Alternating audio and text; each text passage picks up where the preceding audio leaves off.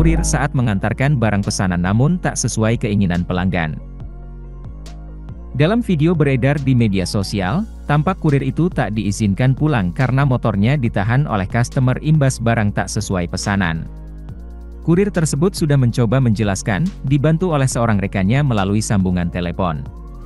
Sejak awal juga telah dijelaskan kalau paket yang sudah dibuka tidak boleh dikembalikan dalam sistem COD, pembeli sendirilah yang harus mengajukan klaim ke penjual terkait ketidaksesuaian barang.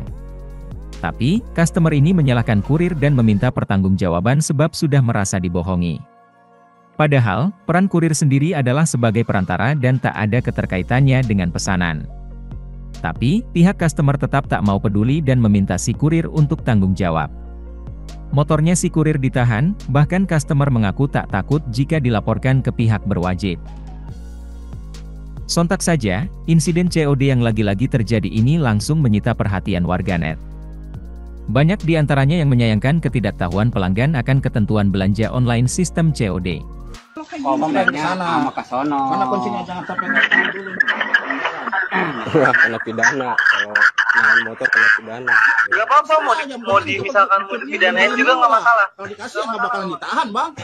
Nah, kalau benar mah, situ benar juga nggak bakalan kan. Kita udah